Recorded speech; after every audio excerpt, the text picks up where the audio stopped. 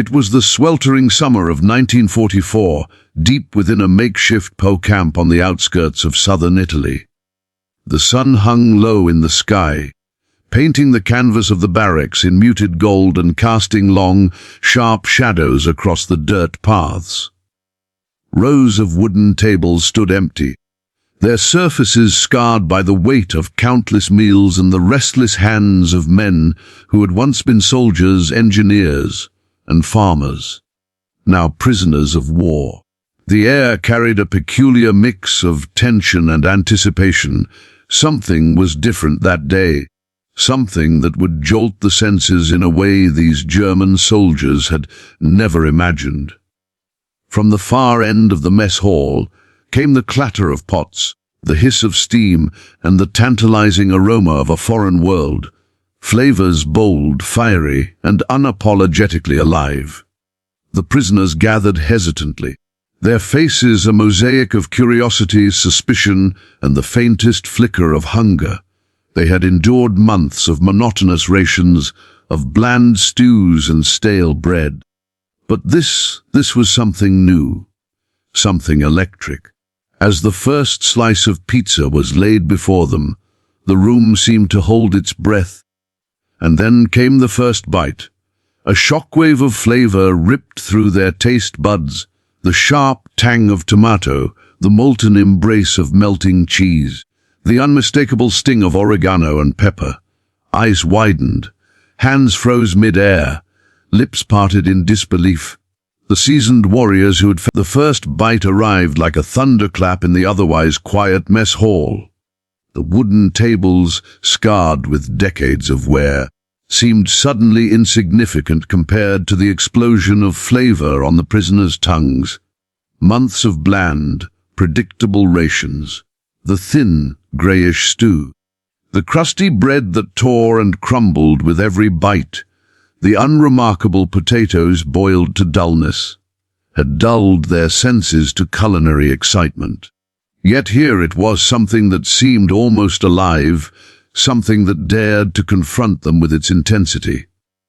One by one, the soldiers lifted their slices with a mixture of hesitation and curiosity, their eyes squinting against the glare of the midday sun streaming through narrow windows, illuminating dust motes that danced lazily in the golden light. As the tip of the first slice touched the lips of the first soldier, a ripple of tension passed across the long table. A sharp intake of breath. A pause. Then, unmistakable shock. The flavor hit like a barrage.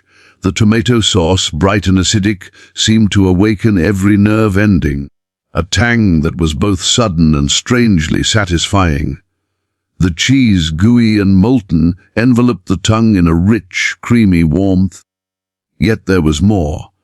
A bite of garlic, the faint, almost invisible sting of crushed red pepper, the earthy undertones of oregano that teased with each swallow. It was as if the food itself was speaking a language the soldiers had never heard, one of audacity, daring, and rebellion against monotony. Some of the men flinched involuntarily, clutching their stomachs or wiping a bead of sweat from a furrowed brow. The unexpected intensity forcing them to confront sensations they hadn't realized they were capable of feeling again. Eyes met across the table, astonishment mirrored in every glance. A soldier with a weathered face and a jagged scar above his eyebrow lowered his slice, staring at it as though it had transformed into some mythical object. His lips parted slightly, a laugh caught somewhere between disbelief and delight. Across from him, another soldier shook his head, as if trying to dismiss the sensation, but the wide eyes betrayed him. Their hands, calloused from rifles and drills, trembled slightly as they reached again for another bite, the instinct to explore overpowering the instinct to guard against discomfort. This was not merely food. It was a confrontation with a world beyond the barbed wire, a world that dared to exist in flavor, in heat, in audacious vibrancy. As more slices were distributed, the room became a stage for a silent drama. Steam rose from the pizza, curling in thin, aromatic ribbons that carried the scent into every corner, weaving itself into hair, sleeves, and the heavy canvas of uniforms. The aroma was intoxicating sharp, sweet and piquant all at once, teasing memories of dishes they had never eaten, of tastes they had only imagined, of life beyond the constraints of captivity. Some men closed their eyes, savoring the sensation, as if shutting out the world would amplify the flavors, letting them fully inhabit the sensation. Others opened their eyes wide, their gazes darting to comrades' faces, searching for confirmation, for validation that they weren't alone in their astonishment. The collective reaction created a symphony of human experience. Moans of surprise, quick exhalations, whispered exclamations, even chuckles that broke through the habitual reserve of soldiers conditioned to suppress outward displays of emotion. The texture added another layer of drama.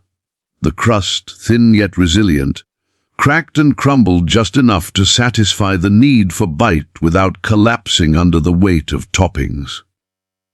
Each chew revealed a subtle rhythm, the interplay of softness and resistance, the contrast between crisp edges and pliant center, a tactile dialogue that spoke to craftsmanship and patience.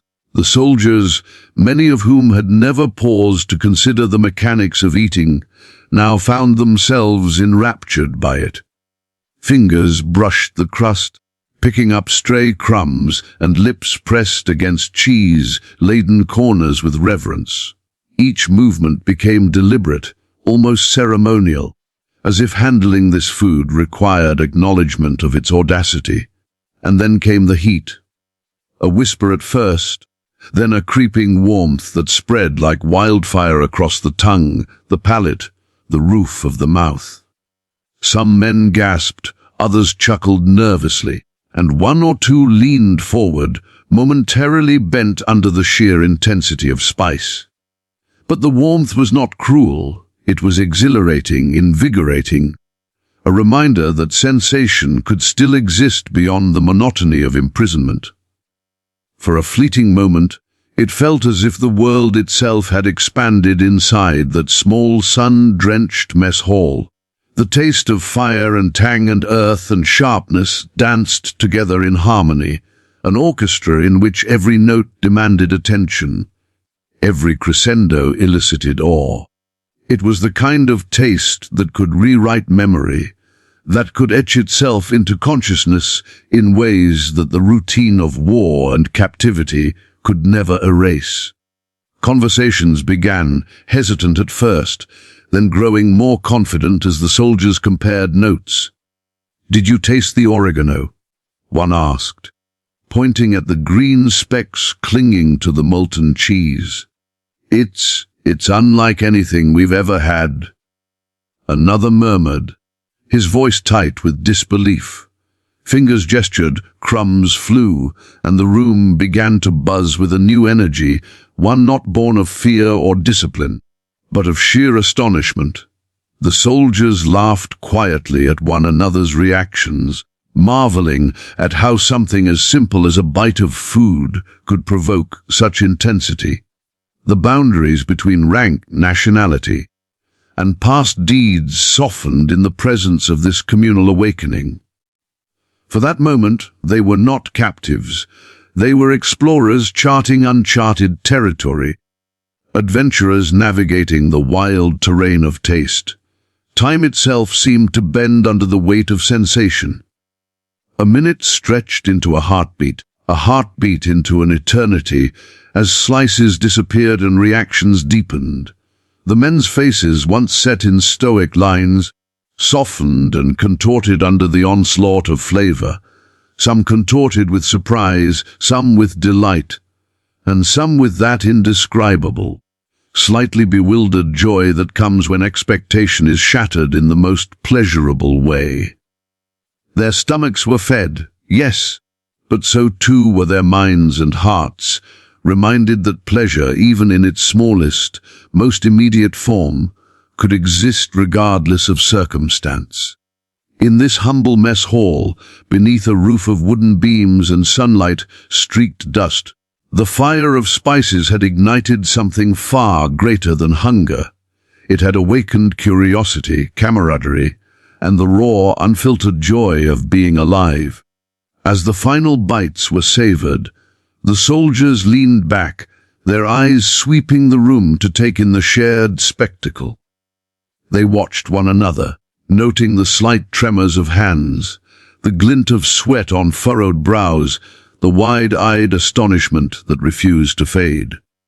Laughter bubbled again, tentative at first, then freer, louder, and the mess hall seemed to swell with the presence of a life that had been dormant, waiting quietly beneath the scars of war.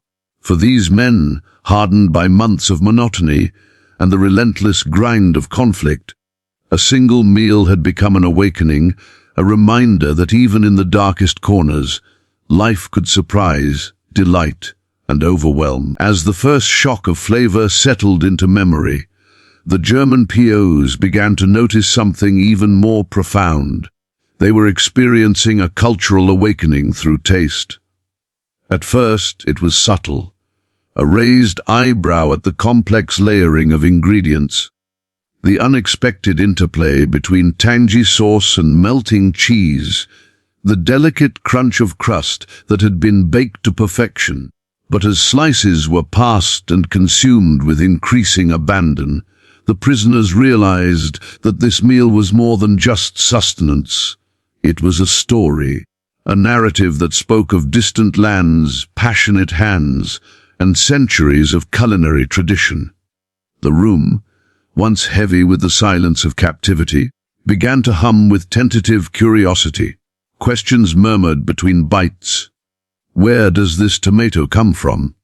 One asked quietly, studying the vivid red sauce that clung to the edge of his slice. And the cheese, it's unlike anything we've had before. Another replied, his voice a mixture of wonder and disbelief. The soldiers, conditioned by months of war to observe, calculate, and anticipate danger, now found themselves observing a different kind of world entirely. They examined the pizza like explorers examining a map, noting the subtle textures, the aromas that hinted at the sun-drenched hills of Italy, the herbs that whispered of gardens and seasons.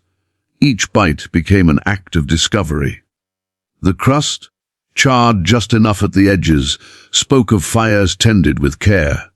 The sauce, sweet but assertive, told tales of ripe tomatoes crushed under expert hands. The cheese melted with a consistency that suggested patient aging, knowledge of dairy and time that went far beyond what these men had ever experienced. It was as if the meal itself were a teacher, gently instructing them in the artistry of flavor and the patience of craft. Conversations grew bolder. Tentative whispers gave way to louder questions, laughter punctuating realizations as the soldiers shared their impressions. One man gestured with his hands, animatedly describing the balance between the heat of the spices and the richness of the cheese. Another leaned forward, tracing a line with his finger over the surface of a slice, as if he could map the journey of flavors from edge to center.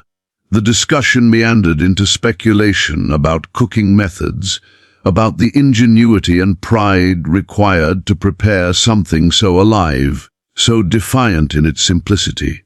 The mess hall, long a space defined by routine and monotony, became a classroom, a gallery, a stage where the silent drama of curiosity unfolded. With each passing minute, the prisoners began to perceive that they were participating in something much larger than themselves. This meal was a window into a culture that had once been abstract, distant, and at times invisible behind the harsh lenses of wartime propaganda. Through taste, through texture, through aroma, They were engaging in dialogue with a world they had never truly known. It was humbling, exhilarating, and disorienting all at once. They realized that for months they had been confined not only physically but perceptually, their palates and imaginations stifled by the monotonous meals of captivity. Now, with each bite, a door opened. Sun-drenched vineyards, bustling kitchens, fragrant herb gardens, images of a world lived with joy and care flickered into their minds. The soldiers, once solely defined by their uniforms and their past actions on the battlefield, began to redefine themselves as participants in a shared human experience. The awakening was not purely intellectual, it was emotional. One prisoner closed his eyes and allowed the flavors to wash over him, tracing the memories of childhood meals he had long forgotten, the comforting smells of home kitchens, the laughter and warmth of family gatherings.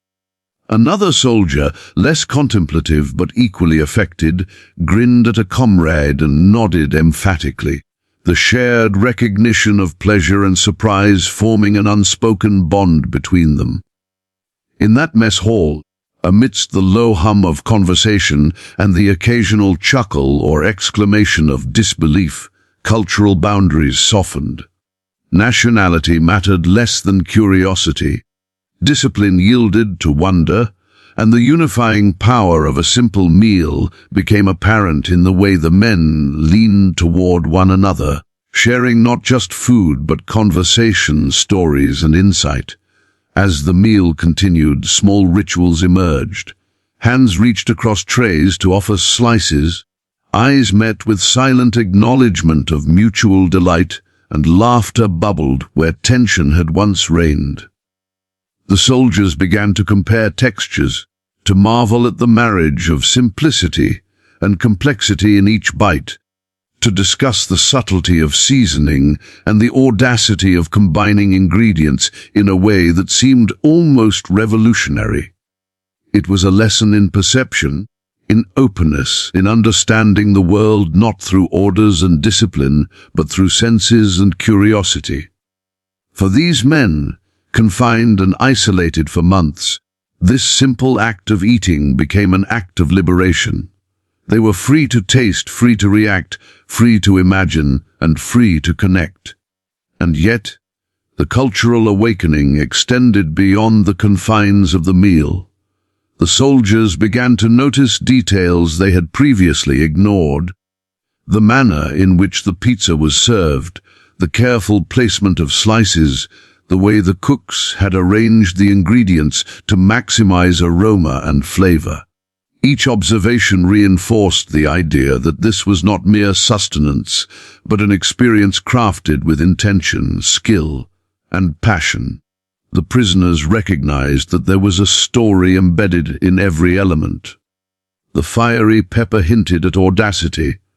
The rich cheese suggested patience. The vibrant sauce spoke of sun and soil. They were learning in real time that food could convey identity, history, and pride, that the act of preparing and serving a meal could carry as much meaning as the act of combat itself. By the time the last slices had been consumed, the prisoners were transformed in subtle but undeniable ways. Their conversation had shifted from tactical discussions of escape or survival to reflections on flavor, aroma, and texture. They had discovered a language beyond words, a language that spoke to curiosity, respect, and the acknowledgement of craftsmanship. They had learned that culture could be experienced in small, intimate moments, that connection to the world did not require travel or freedom, but could arise from attention, mindfulness, and openness. In the midst of captivity, behind the barbed wire and guard towers, the prisoners had encountered a revelation that life, in its richness and complexity, could be tasted, understood, and appreciated even in the harshest of circumstances. In the quiet that followed the meal, the POWs lingered at the tables, unwilling to let the moment end. They traced the lines of pizza crust with their fingers, inhaled the lingering aroma of cheese and spices, and exchanged glances that conveyed awe, gratitude, and shared recognition of what had just occurred. For months they had been prisoners not only of circumstance but of expectation. Now they were participants in discovery. The mess hall, once a place of routine, had become a sanctuary of awakening, a space where imagination, memory, and culture converged. And in that convergence, they understood something profoundly simple yet almost unimaginable in their world of conflict, that even in the shadow of war, there were moments of connection, insight, and beauty, carried not by weapons or strategy, but by the alchemy of flavor and the shared experience of curiosity. By the time the last crumbs had been gathered and the final slices of pizza consumed, the mess hall had undergone a quiet, almost imperceptible transformation.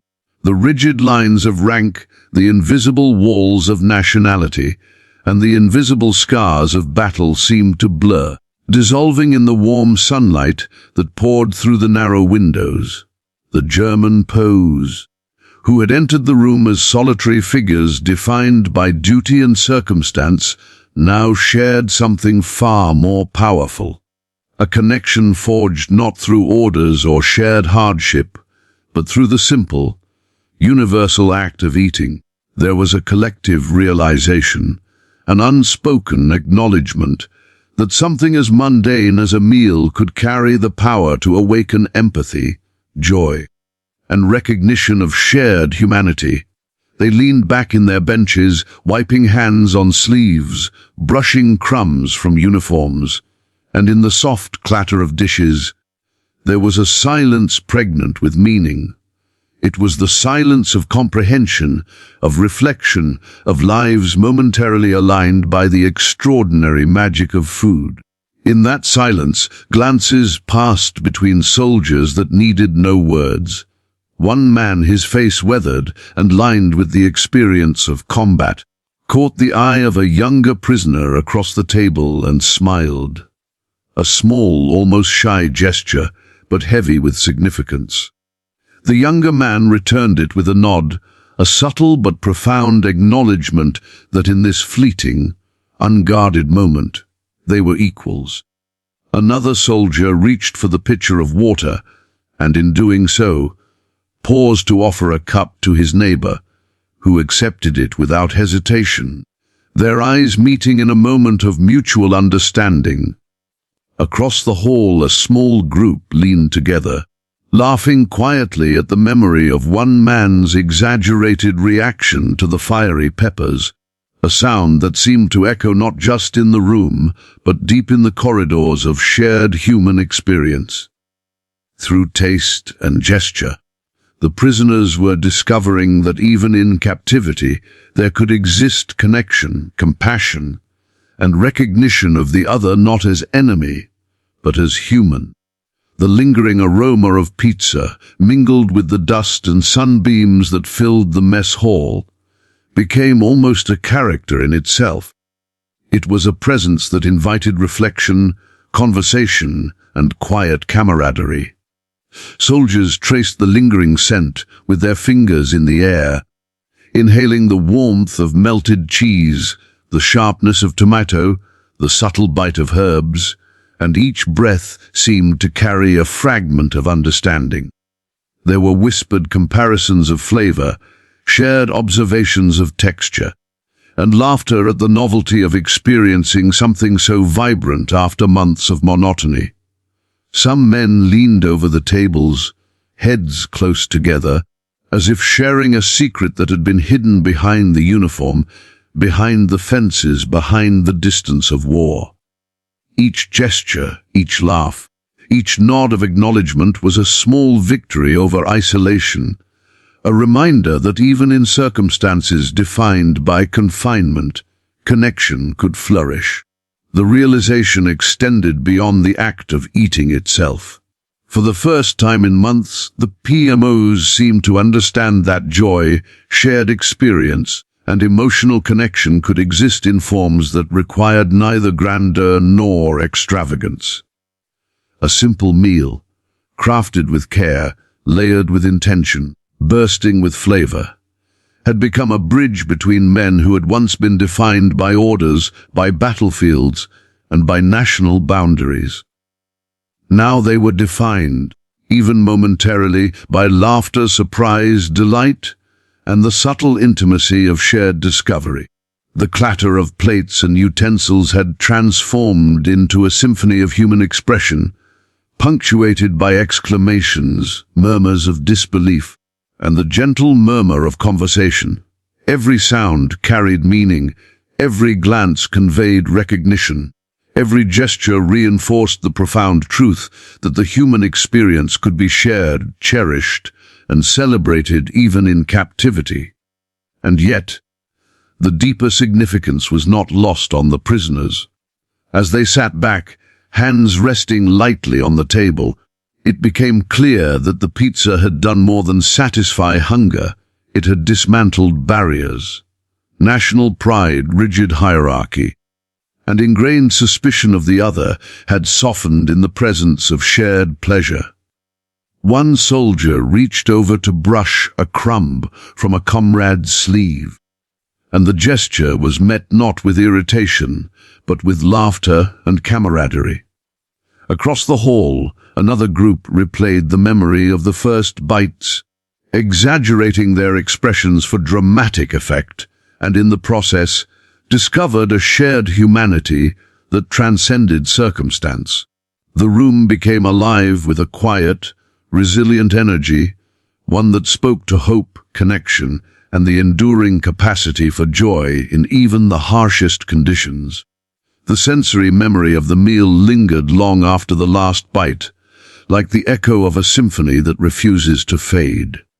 Soldiers closed their eyes, recalling the interplay of heat, cheese, and spice, and in that recollection they found more than flavor. They found understanding. Understanding that even in captivity, in a world defined by fences, uniforms, and routine, life could surprise, could delight, and could teach. The taste of a meal had become a lesson in empathy. The warmth of shared laughter had become a bridge across barriers. The simple act of sitting together had become a quiet affirmation of resilience and human connection. They were discovering that the shared joy of experience could transcend circumstance, that delight could be found in the mundane, and that even in isolation, the human spirit could reach outward to touch others. As the afternoon sun slanted through the windows, casting long, golden beams across the mess hall, the prisoners lingered. They did not rush to leave, nor did they immediately return to the routines of barracks life. Instead, they sat, absorbing the moment, savoring the shared experience and understanding that they had witnessed something extraordinary. In that small room, behind barbed wire and the heavy presence of authority, a simple act, eating pizza, had become a conduit for laughter, reflection, and recognition of shared humanity. The soldiers' eyes, once hardened by war and months of captivity, now shone with subtle light, evidence of renewed curiosity, appreciation, and connection. The bonds formed in those quiet, lingering minutes were invisible but powerful. They were built not from formal gestures or grand statements, but from small acts, a shared nod of approval, a whispered comment about flavor, a tentative laugh at a surprising reaction, the offering of a slice to a neighbor. In these gestures lay the recognition that the world was larger than their confinement, more intricate than the monotony of rations, and capable of producing moments of joy and insight in the least expected places. Each soldier, in his own way, had internalized the lesson that even in adversity, shared experience could produce warmth, laughter, and connection. The fire of flavor had ignited not just taste buds, but hearts, minds, and spirits, revealing the remarkable capacity of the human soul to find kinship even in the most unlikely circumstances. By the time they finally rose from the tables, the POWs carried with them more than full stomachs. They carried a memory that would linger long after the war, a story they could recount with wonder and nostalgia, a lesson in the subtle power of connection. They had discovered that humanity is most clearly reflected in the shared appreciation of simple joys, that laughter and curiosity can survive even under the strictest constraints, and that even fleeting moments can transform perception, understanding, and spirit. In that mess hall, amidst the fading aroma of cheese, tomato, and herbs, the prisoners had glimpsed the extraordinary potential of ordinary acts, a reminder that life, even in its harshest form, can still surprise, delight, and unite.